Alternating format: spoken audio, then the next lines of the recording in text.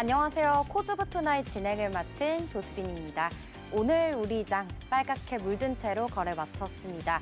코스피, 저 PBR 관련주들이 강세 보이면서 지수 상승 이끌어줬고요. 코스닥은 변동성이 조금 있었지만 그래도 강보합권에 거래에 마쳤습니다. 이번 주 어떤 섹터와 어떤 종목을 봐야 할까요? 저희 코즈부 투나잇과 함께 하시면서 고민 해결해 보도록 하겠습니다. 내일 바닥부터 강하게 오를 히든 종목, 또 앞으로 봐야 할 이슈와 종목들 알아보는 시간 준비되어 있습니다. 또 여러분들의 종목 고민을 시원하게 해결해드릴 종목 상담 시간까지 다양하게 준비되어 있으니까요. 끝까지 채널 함께해 주시고요. 또 노란 톡방도 많은 참여 부탁드립니다. 본 방송은 투자에 대한 조언일 뿐 주식 종목의 상승과 하락을 보장하지 않습니다. 투자의 책임은 개개인에게 있다는 점 꼭 명심해 주시길 바랍니다.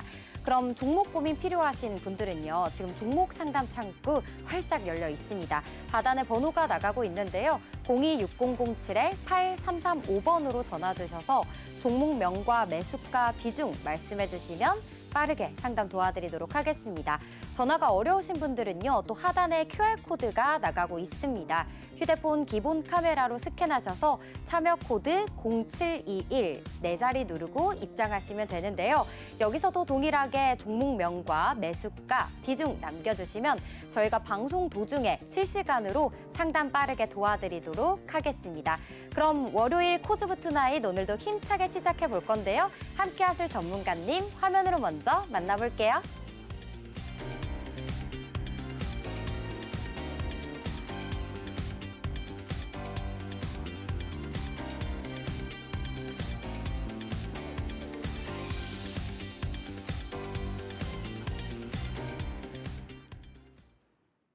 네, 오늘은 최인성 전문가님 모셔보겠습니다. 전문가님 안녕하세요. 네, 안녕하세요. 최인성입니다. 네, 전문가님 오늘 월요일인데 네. 어떻게 월요병 없으셨나요? 월요병이 없을 수는 없죠. 없을 네. 수는 없는데 시장이 그래도 어느 정도는 밸류업 관련된 관심도 때문에 수급이 붙었다라고 얘기들을 많이 했을 겁니다. 근데 밸류업 때문에 주가가 올라간 것이 아니라 너무 네. 많이 빠졌어요. 아, 그동안의 하락 때문에. 네. 하락폭이 너무 컸는데 큰 와중에서도 매집이 보여지는 흔적들이 없다 보니까 이제 와서 다시 한번 수급이 달라붙고 있는 상황이다라고 이해하시고 밸류업 관련된 종목들은 결국 어느 내용이 나와주느냐에 따라서 바뀔 수 있기 때문에 정부에서 나오는 발표에 주목을 해보실 필요가 있다라고 설명드려볼 수 있을 것 같고요. 네. 대기업들 같은 경우에도 어떻습니까? 지금 보시면 시가총액이 높은 기업들 밸류업에 대한 관심도 때문에 주가가 올라간다라고들 얘기들 많이 하실 거고 한 가지 더 네. LG라는 종목 기억하시죠? 네, 지난주에 그때 히든으로. 드렸었던. 네. 그렇죠? 그런데 LG도 오늘 장중에 5%가 넘게 올라갔어요. 오, 네. 네. 바닥에서 올라오는 정도의 힘이라고 볼 수 있는 상승이 아니란 말이죠. 그만큼 밸류업에 대한 기대감보다는 바닥 찍은 종목들에 대한 수급이 달라붙으면서 주가가 상승하는 하루를 보여줬다라고 이해하시면 좋을 것 같고요. 미국과 반대되는 양상을 보여줬습니다. 어떤 식이었습니까? AI 관련주들의 주가의 낙폭이 매우 커지면서 심화되면서 이번 주 매우 위험할 수 있다라는 내용 지난주부터 나왔었고 지정학적 리스크로 인한 하락도 예견되어 있었지만 네. 제가 지정학적 리스크는 장기화될 가능성이 없다라는 설명도 드렸었고 또 유대인들의 날이 있죠. 4월 30일인데 그때까지는 실질적으로 전쟁이 심화될 가능성은 없다라는 말씀도 드렸었어요. 그렇다면 미국에서 나스닥과 다우존스 등 주가가 올라갈 수 있는 모멘텀은 아직까지도 있지만 네. 개별 종목들 같은 경우는 실적이 아직 발표가 되지 않은 부분들 있기 맞아요. 때문에 네. 실적 발표 이후부터 네. 트리거가 될 수 있다는 거 기억해 주셨으면 좋겠고요. 우리나라는 나스닥이 상승함에도 불구하고 지수가 하락 추세를 연이어냈기 때문에 지금은 바닥에서 조정이 아니라 반등이 빠르게 나올 수 있는 종목들이 많이 있다라는 점 기억해 주시면 좋겠습니다. 네, 전문가님께서 이제 지정학적 리스크는 계속해서 오래가지 않을 것 같다라고 지난주부터 계속 얘기해 주셨거든요. 또 그렇기 때문에 지금 우리 증시가 그동안에 많이 하락세를 나타났기 때문에 반등이 나오는 것이다라는 의견 주셨습니다. 또 곧 다가올 실적 발표도 이 지수가 조금 더 반등하고 오르는 데 있어서 모멘텀이 될 것이다라는 의견까지 주셨는데 일단 오늘 장 어떻게 맞췄는지 저와 같이 장 마감 시황 먼저 살펴보도록 할게요. 일단 코스피, 코스닥 지수 보시면은요. 오늘 1.45% 오른 2,629포인트에 거래 마쳤습니다. 거의 일중 고점에 장을 마쳤고요. 코스닥 보시면 장중 고점 853선까지, 854선까지 올랐지만요. 또 상승분 반납하면서 하락 전환하는 변동성도 살짝 보였습니다. 그래도 오른 채 845포인트에 거래 마쳤습니다. 오늘 수급 포인트도 한번 확인을 해볼게요. 오늘 거래소에서 기관 쪽의 순매수 확인됐습니다. 전기전자 그리고 금융업종 위주의 매수세가 연출됐고요. 코스닥도 한번 같이 보도록 할게요. 네, 코스닥 오늘 보시면 기관과 외국인의 동반 매도세 나타났습니다. 그런데 이제 개인하고 금융투자의 매수세가 나타났는데요. 금융투자를 제외한 나머지 매체들이 모두 매도세를 나타났기 때문에 현재 기관이 매도 우위라고 나타나고 있습니다. 오늘 환율이 전 거래일보다 그래도 조금 떨어졌음에도 불구하고 아직 외국인의 수급이 회복이 되지 않고 있습니다. 또 이어서 오늘 종목들 흐름도 한번 살펴보도록 하겠습니다. 오늘 주말 동안에 미증시에서 엔비디아가 굉장히 10%대 크게 하락을 했죠. 역시나 우리 시장도 거의 복사 붙여넣기를 한 듯 반도체 힘이 약했어요. 투톱 오늘 하락세 이어졌고요. LG 에너지솔루션 오늘 3%대 오른 채 거래 마쳤습니다. 테슬라와 6조 규모의 전극 공급 계약 추진 소식이 나타나면서 오늘 플러스권에 장을 마쳤습니다. 자, 다음 또 코스닥도 한번 종목들 흐름 같이 보도록 하겠습니다. 오늘 코스피에서는 저PBR 관련주들이 강했다고 제가 앞서서 말씀드렸는데요. 현대차, 기아 모두 강했습니다. 코스닥 보시면은 오랜만에 2차 전지주들 반등세 나왔습니다. 5.49% 올랐는데요. 에코프로 BM이죠. 이제 리튬 가격이 소폭 상승을 했습니다. 이로 인해서 셀 가격 하락세도 이제 멈춘다라는 이야기에 2차 전지 관련주들이 오늘 올랐고요. 또 오늘 코스닥에서 굉장히 눈에 띄는 종목이죠. 바로 HLB입니다. HLB 6.30%나 올랐는데요. 이것도 이제 중국에서 리보세라닙이 난소암 치료제로 허가를 받았다라는 소식이 오늘 나오면서 시가총액 2위까지로 껑충 이렇게 뛰어 올랐습니다. 지난주부터 이제 전문가님께서 금요일 방송이죠. 제약주를 봐야 한다라고 얘기해 주셨는데 오늘 제약주들 굉장히 강했고요. 또 오늘 자율주행차들도 많이 자율주행차 관련 테마들도 상승을 했습니다. 주말에 이제 벤츠가 미국에서 레벨 3죠. 그 3단계 자율주행차를 상용화에 성공했다라는 소식이 들려지면서 오늘 자율주행 관련주들 모바일 어플라이언스, 라닉스, 모트렉스 등 상승세를 이어갔습니다. 네, 제가 오늘 일단 질문이 있는데요. 오늘 시장이 굉장히 올랐고 그리고 상승 종목 수가 많았습니다. 다만 반도체가 오늘 약했잖아요, 전문가님. 근데 네. 포트폴리오에 반도체 가지고 계신 분들 많이 계실 것 같은데 안 가지고 계시면 간첩이 있죠, 지금. 그렇죠. 네. 이 반도체에 대한 투자 심리를 이제 앞으로는 또 어떻게 가지고 가야 될지 지금까지 너무 좋았잖아요. 어떻게 하면 좋을까요? 더 좋을 겁니다. 아, 네, 그래요? 더 좋을 거예요. 더 좋을 건데 네. 지금 단기간에 시장이 조금 어렵다. 그래서 반도체 관련주들 빠진다라고 네. 생각들 많이 하시겠지만 결국엔 누구 때문이냐? 원인만 알면 돼요. 미국에 있는 엔비디아. M7 기업들. 아, 네. 네. 그 기업들의 실적만 나와주면 됩니다. 아, 네. 실적만 나와주면 모든 게 다 해결이 돼요. 선반영을 받았건 아니면 실적 발표 이후에 주가를 올리건 상관없이 무엇이 가장 중요하느냐. 반도체가 관심도가 높아진 이유는 AI 때문이죠. 네. 인공지능 때문인데 그것으로 인한 매출의 증가 부분을 우리가 바라봤을 땐 어떻게 봤습니까? 팹리스 기업은 기술을 개발하는 데 사용이 되고 파운더리는 양산하는 회사를 얘기를 하죠. 그런데 파운더리 쪽으로 봤을 때는 TSMC가 글로벌 대장이지 않습니까? 그런데 최근에 지진이 나면서 실적이 부진할 것이다? 라는 건 2분기로 넘겨야죠. 이번 분기가 아니겠죠. 그렇다면 TSMC의 실적은 작년부터 끌고 오는 것을 이번에 발표하는 겁니다. 그렇다면 작년 중반부터 AI 관련주들의 관심도가 높아지면서 매출이 증가될 수 있었던 이유는 연구를 하고 개발을 하는 데에 사용되는 제품군들이 많아졌다라는 거죠.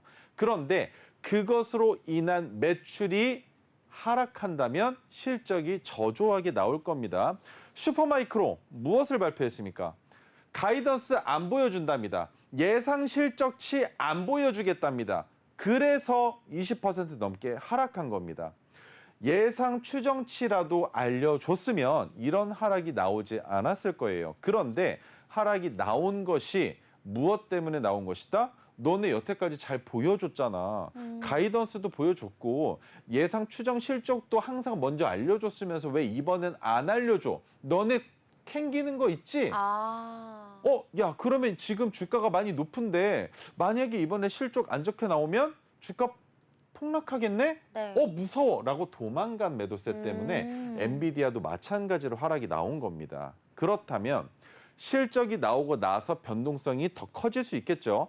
하락하는 변동성일 수도 있고요. 상승을 위한 조정을 끝낸 상승 변동성일 수도 있습니다. 하지만 결국엔 결과론적인 거란 말이죠. 실적이 나왔을 때 슈퍼마이크로의 주가가 폭락하기 이전으로 돌아간다라는 건 오히려 매집할 수 있는 기회를 네. 주고 주가가 반등한 것이다 라고도 볼 수 있기 때문에 실적 발표가 나오기 이전까지는 우리나라 반도체 관련주들도 네. 어려운 상황이 놓여질 수 있다라는 것, 변동성이 줄어들 수 있다라는 것, 거래 대금도 줄어들 것이고 움직임도 둔화되니까 어떤 현상이 나타난다? 무서워서 던지는 물량이 나올 수 있다라는 네. 거. 그렇다면 하락 조정이 나올 수 있다라는 것이겠죠. 하지만 하락 조정이 나온 이후에 주가가 반등이 나온다면 전고점 이상으로 올라갈 가능성이 높은 2024년이라는 것만 기억해 주시면 좋을 것 같습니다. 그래서 결론은 네. 반도체 관련주 올해는 지속적으로 좋을 전망으로 보여진다라고 말씀드리겠습니다. 네, 반도체 관련주들 너무 걱정 마시고요. 올해 반도체 업황 너무 좋다고 의견 주셨습니다. 그럼 전문가님 계속 실적 얘기해 주셨잖아요. 근데 네. 이번 주부터 이제 진짜 우리나라도 주요 기업들의 실적이 계속 줄줄이 기다리고 있는데 네. 그러면 지금이 오히려 전문가님 말씀하신 것처럼 주워 담아야 할 때인가요? 그래서 실적 발표되기 전에 얼른 이렇게 진입을 해야 하나? 우리나라는 달라요. 그래요? 우리나라는 다릅니다. 네. 우리나란 말이죠. 미리 알아요. 미리 압니다. 네. 그러면 주가는 선반영을 받았겠죠. 그러면 실적이 좋게 나오든 나쁘게 나오든 그때 뭐가 나오겠습니까? 차익 실현 매물이 나오겠죠. 그러면 그 차익 실현 매물이 나오는 걸 주워 담는 게 누굽니까? 개인 투자자들이겠죠. 네. 그러면 실적 발표 시즌인 올해 기준으로는 실적 발표가 예상되는 종목 말고 지수가 하락했을 때 반등을 보여줄 수 있는 관련주들을 잡으시는 게 맞다라는 겁니다. 그래서 제가 제약바이오 관련주들은 작년 9월부터 주구장창 그냥 지수가 네. 빠졌다 하면 말했어요. 왜? 제약바이오주들은 지수가 하락을 하면 그것을 원동력 삼아 주가가 올라갑니다. 네. 왜냐하면 국내장은 말이죠. 대장 섹터가 있을 겁니다. 지금은 반도체죠. 작년엔 2차 전지였습니다. 그런데 이들만 상승을 하느냐? 그럴 수밖에 없다라는 거예요. 왜? 다른 개별주, 소외되어 있는 종목들에서도 마찬가지로 자금이 빠져나와서 대장 섹터로 들어가니까 그러면 그중에서 제약바이오도 마찬가지라는 겁니다. 하지만 왜 지수가 반등을 보여줄 때 제약바이오 주들이 추진체의 역할을 한다라고 설명을 드리냐면 우리나라 지수를 큰 폭으로 끌어올릴 수 있는 가장 큰 섹터가 제약바이오이기 때문이에요. 반도체, 삼성전자 없어도 SK하이닉스 없어도 글로벌 시장 돌아가는데 큰 변화 없다라고도 생각할 수 있습니다. 누구든 대신할 수 있기 때문에 삼성전자도 지금 마찬가지예요. 파운드리, 팹리스 둘 다 하고 있는데 파운드리 쪽으로는 TSMC를 넘어서지 못하고 있는 중이잖아요. 전 세계 글로벌 1등이 아니지 않습니까? 그런데 제약 바이오를 놓고 봤을 땐 우리나라 가장 중요한 것 무엇입니까? 여러분들 많이 느끼시죠? 우리나라는 다른 나라에 비해서 일하는 근무 시간이 월등히 깁니다. 네. 그리고 우리나라 사람들 뭐 하나에 꽂히면 무조건 1등 해야 직성이 풀리는 민족이에요. 그러다 보니까 우리나라 사람들이 한번 열광을 뿜어내기 시작하면 그것은 전 세계 그 누구도 막을 수가 없는데 제약 바이오에서 그 힘을 여실히 보여주고 있습니다. 그래요? 그래서 네. 다른 나라에서도 전 세계적으로 글로벌적으로 우리나라의 제약사를 무시할 수 없다 보니 제약 바이오의 주가를 기관이 끌어올리건 정부에서 어떤 내용을 퍼담아서 끌어올려 주건 간에 제약 바이오는 바닥이 잡히면 올라간다라는 것. 그리고 한 가지 이슈가 또 있었습니다. 네. 무엇이 있었느냐? 인하, 세금 인하 관련된 내용이 맞죠. 있었어요. 네. 그런데 어디에서 먼저 시작됐습니까? 제약 바이오였죠.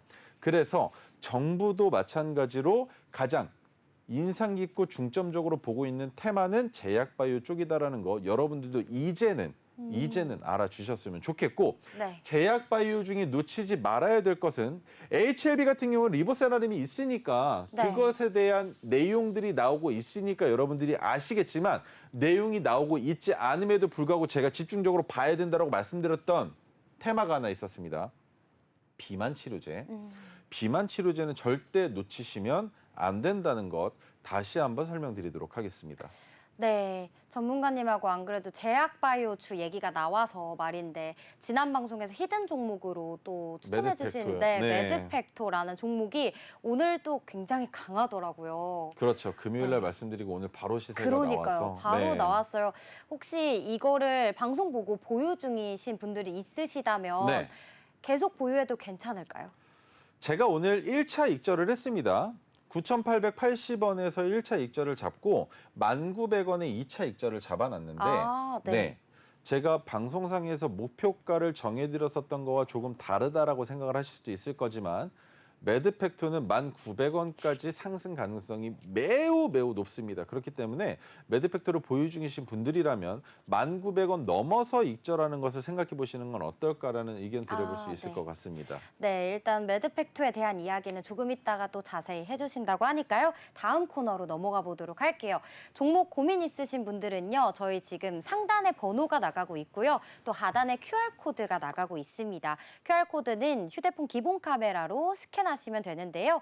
참여 코드 0721 누르고 입장하시면 됩니다. 그럼 이제 여러분들의 종목 고민을 전문가님과 함께 시원하게 해결해 보도록 하겠습니다. 일단 문자로 남겨져 있는데요. 첫 번째 상담입니다. 종목명은 가온전선이고요. 매수가 4250원 그리고 비중은 50%나 가지고 계십니다.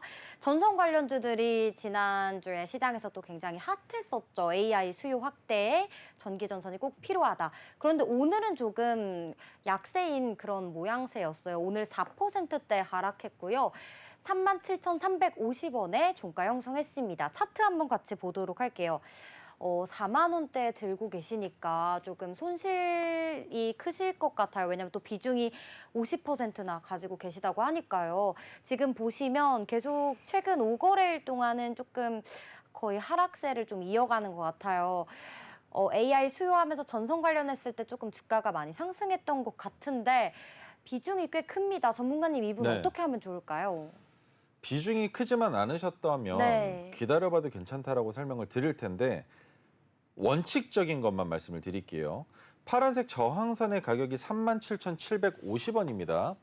그렇다는 말은 제가 항상 말씀드리죠. 파란색 저항선을 넘어갔다가 이거래일 이탈하면 그 자리가 익절 자리라고 말씀을 드렸어요. 그래서 강원전선도 내일 37,750원 위로 종가를 마무리하지 못하면 익절 물량이 내일부터 쏟아져 나올 겁니다. 언제겠습니까? 수요일, 목요일, 금요일, 내일이 나올 수 있다는 거죠. 자, 그렇다면 어떻게 대응을 해야 되느냐? 한 가지만 보시면 됩니다. 내가 이 자리를 이탈하면 잘못 잡았으니 손절해야 된다는 원칙을 세우셔야 되는데 어디로 잡는 것이 맞느냐? 상승을 보여줬었던 파란색 저항선을 올렸었던 종가를 기준으로 잡으시는 거예요. 자, 제가 한번 잡아보겠습니다. 그 가격이 얼마인지. 이 자리가 되겠죠. 그렇다면 이날의 저점이 얼마냐? 35,300원입니다. 그런데 35,300원으로 잡아놓고 보니 뭐가 걸립니까? 눈에. 20일 이동평균선이 눈에 걸리죠. 자, 올라오고 있는데 맞닿을 거예요. 내일 맞닿을 가능성은 없지만 수요일이나 목요일쯤에는 35,300원에 닿을 거란 말입니다. 그런데 그 자리에서 반등이 나오지 않으면 이탈되니까 손절하셔야겠죠. 20일 이동평균선 이탈 자리니까. 그렇다면 37,750원을 이 거래일째 이탈하는 내일 물량을 절반은 손절하시는 게 맞습니다. 남은 물량은 20일 이동평균선을 이탈할 때 전량 손절하더라도 원칙적으로 내일 37,750원 이탈되면 물량 절반은 손절하시는 게 맞다라는 의견이에요. 왜? 주가가 상승했다가 되돌리는 자리가 있습니다. 얼마입니까? 3만 원 초반대죠. 거기까지 내려왔을 때 추가 매수를 해서 평균 단가를 낮춰놓고 탈출하거나 수익을 만들 수도 있어야 되는데 가온전선에 100%의 비중을 실른다? 라는 것에 대해서 저는 그 어떠한 의견도 드릴 수가 없습니다. 그래서 내일 37,750원을 이탈할 때 절반은 손절하셔야 손절 폭이 더 짧아지실 거고, 그 다음 20일 이동평균선에 닿았다가 주가가 반등이 나와서 내 본전을 넘어 올라가기 시작한다면 손절했었던 만큼 올라갈 때 남은 물량 익절하시면 본전이 되실 거예요. 그리고 주가가 내려와서 3만 원을 깼을 때 그 자리에서 지지가 되는지 확인하고 추가 매수를 하신다면 뭐가 되겠습니까? 손절했던 물량 평균 단가 낮춰놨으니 데드캣 바운스 기술적 반등이 일어날 때 그만큼 수익을 내서 본전으로도 나오실 수 있다라는 겁니다. 그래서 내일 종가 잘 지켜보시고 37,750원 위에서 끝나지 않는다면 전선 관련주 아직까지도 모멘텀이 지속되고 있습니다만 단기적으로 하락 조정이 나올 수 있을 것이다라고 생각하시면서 내일 꼭 대응하셨으면 좋겠습니다.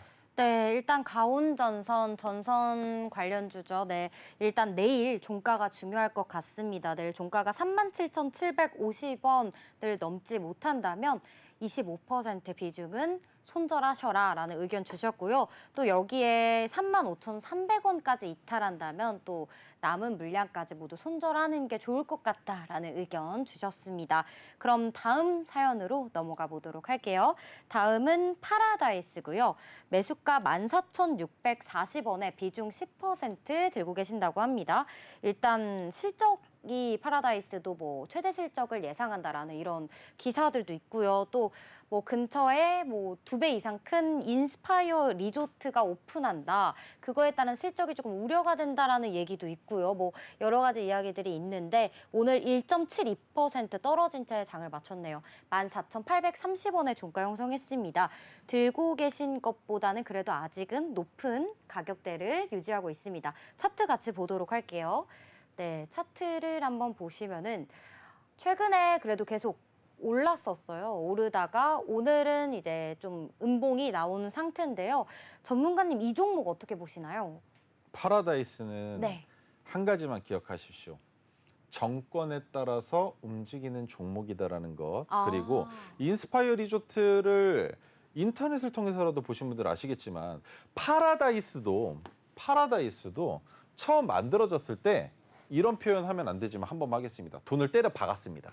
그런데 네. 인스파이어 돈을 더 때려 박았습니다. 그래서 당장에는 인스파이어 리조트에 대한 관심도가 더 클 수밖에 없고 인플루언서들도 파라다이스보다는 인스파이어 쪽으로 몰릴 가능성이 있겠지만 파라다이스가 몇 년째 고전을 면치 못하는 이유는 한 가지입니다.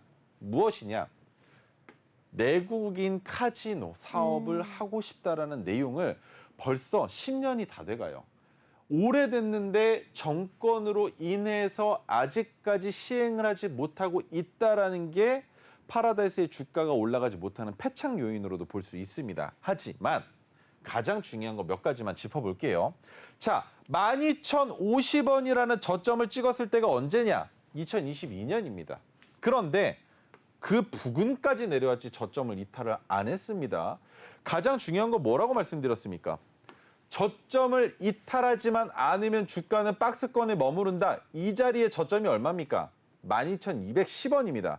그런데 2년 전의 저점은 12,050원.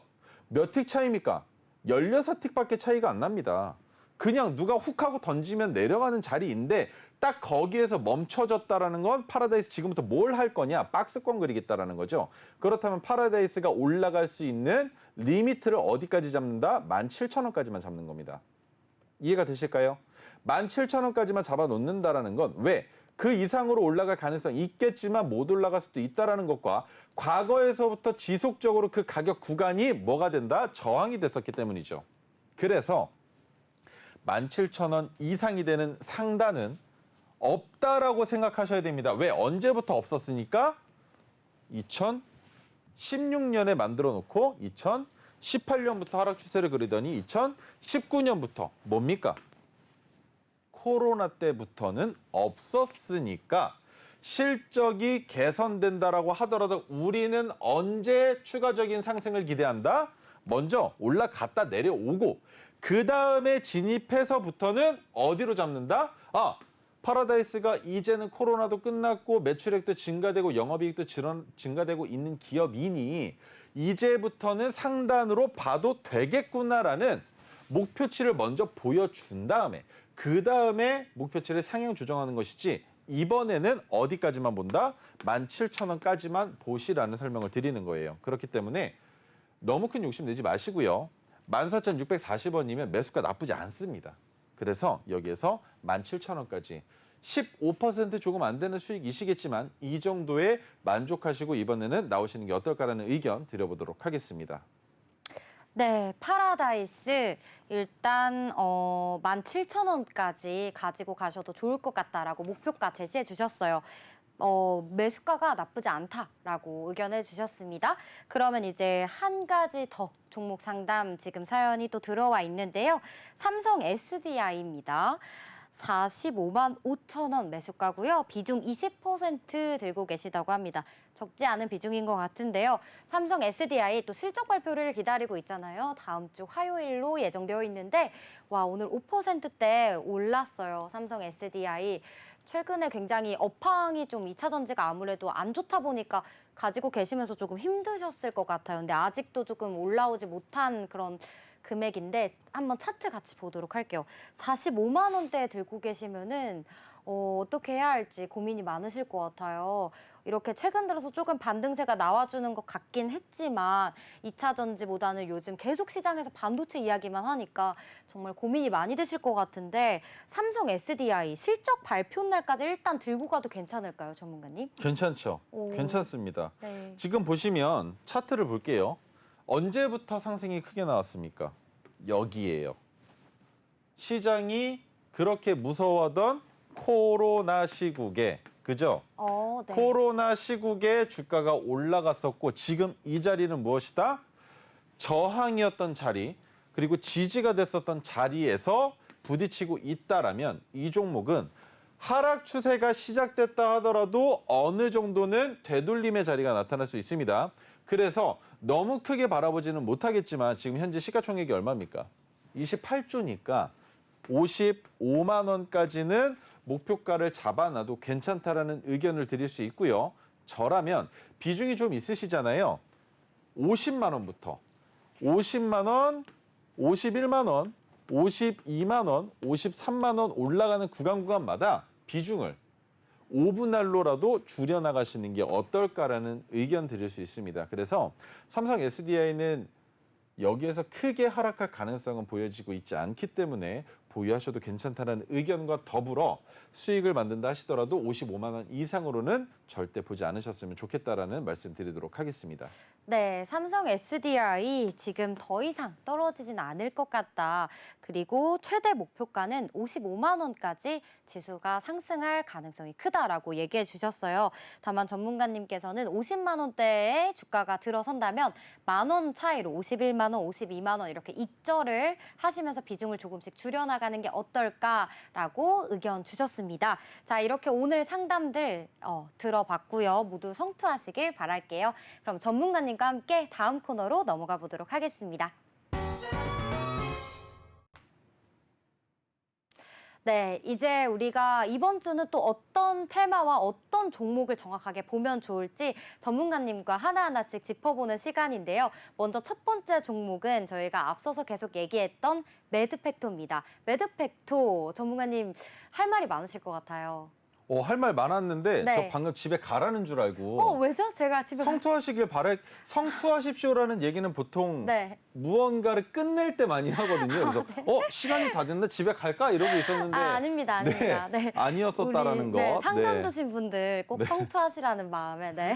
저 집에 가라는 줄 알고 오늘 가시면 안 매드팩토 되죠. 설명한 줄 알고 집에 갈 뻔했습니다. 네. 네. 너무 기대했던 종목이에요, 매드팩토. 기대가 좀 네. 많이 되셨죠. 그런데 매드팩토는 별로 기대 안 했습니다. 솔직히 개인적으로. 근데 히든 종목으로 가져오신 거예요? 네. 왜 그랬었냐면 네. 그냥 그 자리에는 저점인 자리라서 오. 가지고만 있으면 올라갈 자리인데 뭐 당장 올라가건 내일 올라가건 한 달 뒤에 올라가건 올라갈 건 뻔하게 보이니까 네. 굳이 매드팩토를 막 와 이 종목 막 내가 고점에서 잡아가지고 전고점 돌파까지 하고 여기서 수익 만들었다 이렇게 자랑할 만한 건덕지는 없다라는 게 제 네. 생각이에요. 왜? 누구든지 알 수 있는 종목이고 누구든지 진입할 수 있는 종목이었었는데 시기가 좋았을 뿐이다. 메가토리 기법이 포착됐길래 그냥 금요일 날 매드팩토 잡으시면 됩니다라고 말씀을 드렸더니 그냥 오늘 시세가 그냥 크게 나왔을 뿐이다. 네. 근데 이게 저의 능력이냐? 아니죠. 그냥 기법 만들어 놨는데 메가토리 기법은 제가 여러분들께 항상 말씀드리지만 잡으면 뭐라고 했습니까? 형광색 수평 지지선은 저항선의 역할보다 지지선의 역할에 충실하기 때문에 이탈해도 언젠가는 올라온다. 하지만 이탈됐을 때 빠른 시일 내에 올라오는 종목이 되기 때문에 크게 걱정하실 필요도 손절할 필요도 없다라고 말씀을 드렸습니다. 매드팩토 제약바이오 관련주이고 어떤 거 있다 막 어려운 거 이런 거 뭐 말할 필요도 없죠. 그냥 사라고 해서 샀을 뿐이지 않습니까, 여러분? 맞죠? 제가 사라고 말씀을 드렸습니다. 그런데 오늘 시세가 어떻게 나왔는지가 가장 궁금하셨을 거예요. 종가 기준입니다. 종가 기준으로 12.38% 그렇다면 뒤에 우슬이 떼야죠. 왜? 재세금 빼야 되니까. 그러면 12% 정도의 상승이 나왔는데 여기에서 끝이냐? 메가토리 기법 분명히 말씀드립니다. 1차 익절 어디? 5%. 그죠? 그러면 2차 익절은 어디? 검은색 저항선. 3차 익절은 어디? 파란색 저항선. 끝입니다. 메가토리 기법은 시장이 좋을 때는 포착되지 않아요. 하지만 시장이 나빠지고 주가가 크게 하락하기 시작하면 개별 종목에서 포착되는 게 메가토리 기법입니다만 최근엔 대형주에서 많이 나오고 있습니다.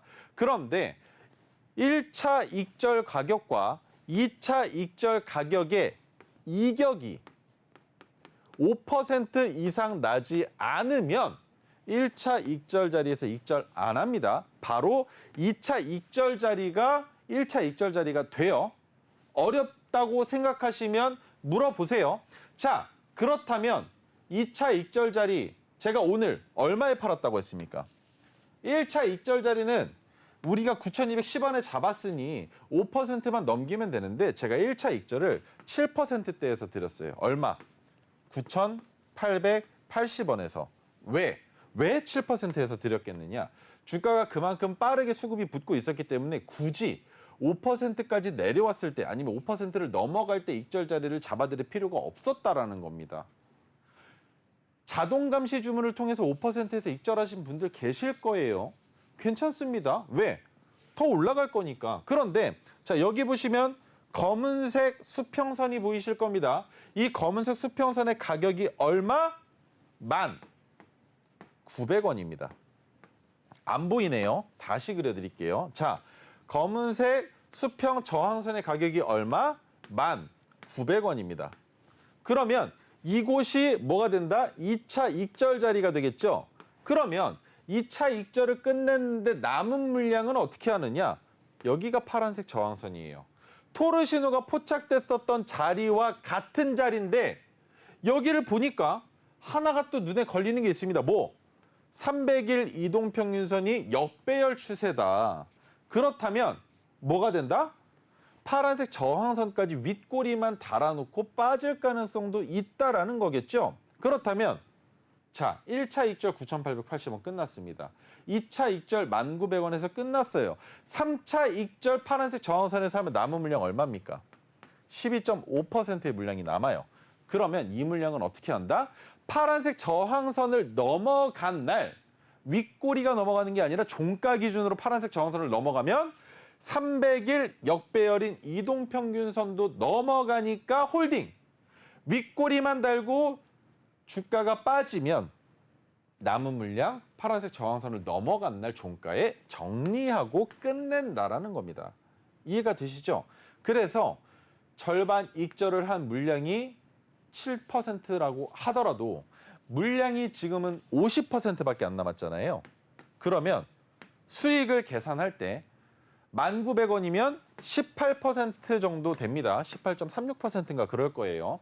이 정도 수익을 만들었다라고 했을 때 그러면 수익을 18%로 계산을 하느냐? 아니죠. 나누기 2를 해야죠. 왜? 비중이 이미 절반으로 줄었지 않습니까? 그렇다면 100%의 비중이었다라고 했을 때 18%의 수익을 냈으면 맞겠지만 비중이 절반으로 줄어들었으니 1,900원에서 익자라는 물량의 수익은 100% 비중 기준으로 9%가 되는 겁니다. 그런데 여기에서 또 한 번 비중을 줄이죠. 그러면 25%의 물량은 또 얼만큼 비중을 줄여야 되겠습니까? 4분의 1로 줄여서 계산을 해야 정확한 여러분들의 수익이 나오시는 거예요. 그런데 그러면 전문가님 굳이 그렇게 할 필요 없이 올라간다라고 했는데 다 올라가서 파란색에서 다 팔면 안 됩니까? 라고들 생각하시죠. 시장은 언제 어떤 식으로 변할지 모르기 때문에 올라가는 구간마다 익절을 하는 겁니다. 1차 익절을 5%로 잡아놓은 이유는 뭐냐면 리스크를 제로로 만들면서 뭘 하기 위해서? 안전자산으로 만들기 위해서입니다. 왜? 내가 절반을 5%에서 익절하면요. 어떤 상황이 되느냐? 마이너스 5%까지 주가가 하락해도 그냥 봅니다.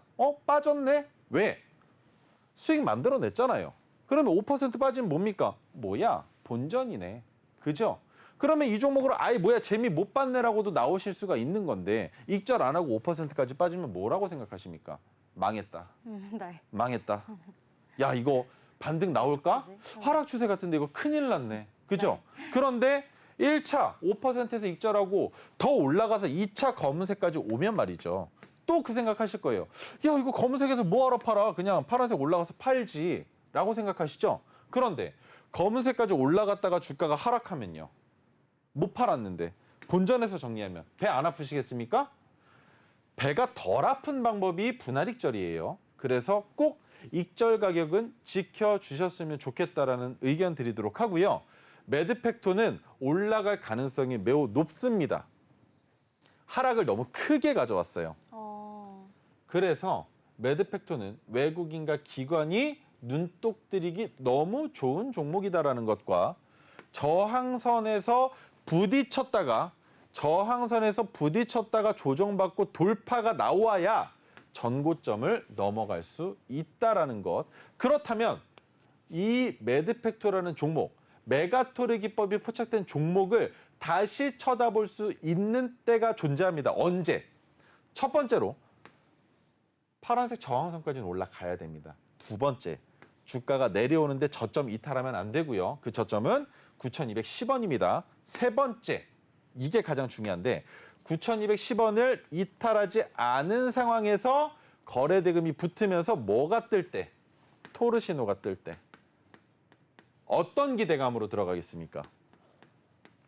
파란색 저항선과 300일 이동평균선을 돌파하면서 전고점을 넘어가는 기대감을 가지고 진입할 수 있는 종목이기 때문에 이번에 올라갈 때 재미 한번 보시고요. 그 다음에 제가 매드팩토를 다시 가져온다면 그 종목은 그 자리가 바로 들어가야 될 자리라는 것. 하지만 이번 상승에 뜬다면 진입 안 할 수도 있습니다. 옥석 가리기가 필요한 것은 토르 신호일 뿐 메가토르 신호는 옥석 가리기 같은 거 없이 그냥 진입해도 괜찮다라는 것 기억해 주시면 좋겠습니다. 네, 매드팩토 더 올라갈 힘이 강하다라고 얘기해 주셨습니다. 분할 익절하는 거를 꼭 추천해 주셨고요. 다만 6,210원을 이탈하게 된다면 그때는 이제 손절을 하시는 게 좋을 것 같다라는 의견까지 주셨습니다. 한 가지 더 전문가님이 예, 한 가지 더 설명을 드릴 게 설명하실 게 있는데. 있다고 하셔서 보도록 할게요. 자, 매드팩토가 토르 신호와 메가토르 신호가 언제부터 없었냐? 3년 전부터 없었습니다. 그냥 쭉쭉쭉쭉쭉쭉쭉쭉 내려오다가 언제부터입니까? 자, 여기 보이시는 보라 색깔은 120일 이동평균선입니다. 여러분들이 장기 추세를 볼 때 가장 많이 사용하시는 선이죠. 그런데 120일 이동평균선이 눕다가 정배열로 돌아서기 시작한 건 최근입니다. 그런데 이 시기에 뭐가 떴습니까? 토르 신호가 두 차례 떠서 수익을 만들어준 종목이 메가토르 신호가 떴다라는 것이 가장 큰 핵심일 것이고, 또 한 가지 가장 중요한 거. 자, 6,110원이라는 저점을 찍었었던 날짜는 크리스마스 바로 다음 날인 12월 26일이었습니다. 그러면 얼마가 지났습니까? 3개월이 지났죠, 이미. 그렇다면 올라가도 이상하지가 않은 종목이라는 거 확인이 됐죠? 돌다리 두들겼죠? 그렇다면 이 종목이 올라갈 수 있는 자리를 어디까지도 잡아볼 수 있다? 여기입니다. 여기까지도 잡을 수 있어요. 뭐야? 찍고 보니까 100%네요.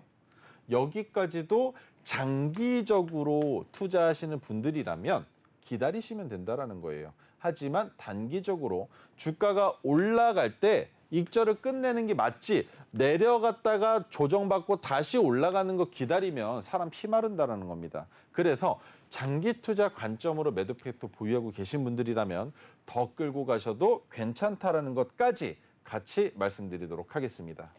네, 매드팩도 장기 투자 관점으로는 더 올라갈 힘이 강하다라고 얘기해 주셨습니다. 매드팩토에 대한 이런 종목들, 또 다른 종목이 뭐가 있을까 궁금하신 분들은요, 하단에 QR코드 스캔하셔서 노란톡방 입장하시면 되는데요. 참여 코드는 0721, 네 자리 누르시면 됩니다. 자, 그럼 다음 종목으로 넘어가 볼게요. 다음 종목은 모나리자입니다. 모나리자도 마찬가지로 여러분들께 종목을 드렸었죠. 그런데 재지 관련주, 애국 관련주, 저출산 테마로 엮여 있다라고 하는데, 제가 모나리자를 가지고 나왔을 땐 어떤 설명을 드렸습니까? 황사. 네. 그죠? 그런데 안타까운 소식입니다. 일요일과 오늘은 황사가 매우 였습니다. 네. 비가 오고 나서 황사가 조금 많이 가라앉았는데 황사가 이렇게 빨리 끝나지는 않아요. 그리고 황사가 끝났다라고 판단이 들었으면 오늘 약간 하락한 정도에서 끝나는 게 아니라 장대 음봉이 나왔어야 정상인 종목입니다. 자, 네. 그렇다면 지금부터 설명을 드릴 텐데, 저출산 관련된 내용은 지속적일 겁니다. 하지만 모나리자는 제지 회사죠. 그렇다면 저출산 쪽으로 엮어볼 수 있는 건 무엇? 기저귀 하나예요. 기저귀의 매출이 늘어나려면 저출산이 어느 정도 해소가 돼야겠죠. 하지만 아직까지 정부에서 그 어떠한 노력의 결과물도 만들어내고 있지 않기 때문에 저출산 테마 중에서는 대장주가 될 가능성은 없다라는 것, 그것만 기억하시면 될 것 같고요. 그 외적으로 지금은 무엇을 보고 투자한다? 바로 황사만 기억하시면 됩니다. 자, 그렇다면 지금 주가의 상승분을 먼저 보여드리고 장기적인 추세를 보여드릴 텐데, 황사가 심화된다라는 얘기가 나오자마자 아래로 거의 10%, 위로 10%까지 주가가 변동성을 보이더니 어디를 지지하고 있습니까? 파란색 저항선을 지지하고 있습니다. 그렇다면 여기에서 주가가 지속적으로 상승할 수 있을 것이냐라는 건 제가 어느 자리 넘어가고 나야 된다라고 말씀드렸습니까? 3,295원이에요. 3,300원 찍고 내려와도 됩니다. 왜? 3,300원에는 하프 라운드 피겨니까 매물대가 많을 거예요, 분명히. 그런데 그 매물을 소화하지 못하면 못 올라가겠죠. 못 올라가도 괜찮습니다. 한 틱이라도, 한 호가라도 넘어서기만 하면 뭐가 되겠습니까? 그림을 그려보자면, 자, 눌러서 올라가다가 부딪혀서 다시 누르면 올라갈 땐 돌파가 나와요. 왜? 뭐야, 매물 많네? 그러면 너네들 여기에서 본전에서 팔던, 약수익으로 팔던 나가. 그러면 내가 다시 매집해서 도전해 볼 거야 라고 하면서 이 구간에서 뉴스가 나오면서 주가가 폭등할 수도 있다라는 겁니다. 그런데 가장 좋은 건 야금야금 올라가는 게 아니라 갭을 띄워요. 갭을 띄워서 윗꼬리 달아놓고 음봉이 나오는 그 캔들이 나와주면 너무 좋다라는 겁니다. 빨간색 아닙니다. 음봉이니까 파란색이 나와줘야 되고 그때가 바로 이 날을 넘어서는 게 이쁠 것이다라는 거. 그렇게 음봉이 나와준다면 이 자리를 돌파할 때 갭을 띄워서 윗꼬리를 달았던 그 호가를 돌파할 때 엄청난 수급이 달라붙을 것인데 왜 그런 시나리오가 완성이 되느냐? 2,395원 저점 찍은 지 3개월 지났죠. 그리고 이 종목은 올라갈 수 있는 가능성이 높은 자리가 이미 추산치가 나와 있습니다. 그런데 그 자리가 어디다? 3,295원을 넘어가는 자리라는 거예요. 그렇기 때문에 3,295원을 넘어서면서부터 모나리자의 주가가 상승세로 이어지는 형국이 나타난다라는 것. 그렇다면 익절 자리로 잡아볼 수 있는 윗단은 어디로 잡아볼 수도 있다? 3,840원까지도 잡아볼 수 있다. 그런데 시간이 꽤나 필요할 수 있기 때문에 단기적인 투자 관점으로는 3,295원 넘어가고 나서 그 다음에 우리가 추세를 지켜보면서 익절 자리를 잡아보면 어떨까라는 의견 드릴 수 있고요. 장기 투자 관점이라면 모나리자 마찬가지로 저출산과 관련된 내용, 애국에 대한 내용은 조금 뒷전으로 하시고 저출산과 관련된 내용으로 주가가 반등할 가능성이 있다는 것 기억해 주시면 좋겠습니다. 네, 모나리자 저출산 관련주로 엮이죠. 그런데 이제 아무래도 대장주로까지는 아직 자리 잡지 못했다라는 의견 주셨고요. 애국주보다는 저출산 관련주 그리고 또 황사 얘기 계속해서 해주셨잖아요. 그 부분 체크해 가시면서 또 전문가님께서 이제 정확한 장중 목표가라든지 대응 전략 궁금하시다면 하단에 QR코드 스캔하셔서 노란 톡방 입장해 주시면 되겠습니다. 그럼 이어서 바로 오늘의 히든 종목 시간입니다. 오늘은 어떤 히든 종목이 있을지 기대가 되는데요. 오늘 어떤 종목인가요? 오늘 종목은 5글자인데요. 반도체, 폐기물 처리, 화장품과 연결되어 있다고 하지만 반도체 쪽도, 화장품 쪽도 가장 중요한 건 물과 관련된 내용입니다. 그리고 폐기물 처리 사업을 한다는 거. 폐기물 처리를 하는 기업들은 돈을 상대적으로 잘 벌어요. 잘 법니다. 네. 그렇기 때문에 바닥이 잡혀져 있기만 한다면 진입할 수 있다라는 것. 뭐 종속회사 이에너터 솔루션 있다라고 얘기를 하는데 폐기물 종합 재활용, 폐기물 중간 처분, 폐수 수탁, 수탁 운반 등 다양한 환경 인허가를 받고 사업을 하고 있다라는 내용. 그리고 종속회사인 수아니코코는 천연물 추출 원료를 이용한 화장품을 만드는 기업이다라는 것. 모르셔도 됩니다. 정말 모르셔도 돼요. 이런 내용들 뭐 알아가지고 뭐 하겠습니까? 자회사인 이클린워터, 또 워터가 들어가죠. 물과 관련된 기업이다라는 것만 아시면 되는데 이 친구는 뭐 하느냐? 폐수 처리 사업을 한다. 라면 그래서 이 종목 사라고 팔라고 라는 게 궁금하시죠? 자, 중기 차트로 봤을 때 오늘 주가 2,835원에 토르 신호가 포착이 됐는데 바닥을 찍었던 1,495원으로부터 얼마 지났습니까? 정확하게 3개월 지났죠. 그러면 과거 시점부터 차트가 어떻게 흘러왔는지만 알면 이 자리 넘어간다는 확신 가질 수 있겠죠. 자, 보여드리겠습니다. 어떻습니까? 상승에서 하락 추세로 이어지다가 넘어가나 싶었지만 이 자리 못 넘어갔습니다. 그러면 아직까지 하락 추세였죠. 그러면 이번에는 넘겼어야 되는데 마찬가지로 못 넘겼죠. 그러면 아직까지 하락 추세라는 겁니다. 그런데 하락폭을 심화시켜 놓고 주가가 반등이 나왔는데 어디를 맞다 갔다라는 겁니까? 이 부근까지 왔다라면 이번에 넘어가면 이 친구 어떻게 된다? 상승 추세로 전환된다라는 거죠. 그렇다면 익절을 어디에서 잡는다? 상단에서 잡아보실 수도 있겠지만 거기까지는 이격이 매우 크죠. 40%입니다. 그 정도까지 올라가는 동안 우리는 뭘 하면 됩니까? 리스크를 줄이는 차원에서 분할 익절을 진행한다는 것 기억하시면서 이 종목 2,835원이라는 가격 기억하세요. 이 가격에서 진입하시고 그다음 언제 팔라고 궁금하시죠? 제가 방송에서도 언급 드릴 거고 방송보다 빠르게 말씀드려야 된다면 저와 함께하는 그곳에서 설명드리도록 하겠습니다. 네, 오늘의 히든 종목 2,835원 매수가 추천해 주셨습니다. 노란톡방 많이 참여해 주시고요. 또 장중 대응 전략, 또 이런 히든 종목까지 많이 받아보시길 바랍니다. 본 방송은 투자에 대한 조언일 뿐 주식 종목의 상승과 하락을 보장하지 않습니다. 투자의 책임은 개개인에게 있다는 점 다시 한번 명심해 주시길 바랍니다.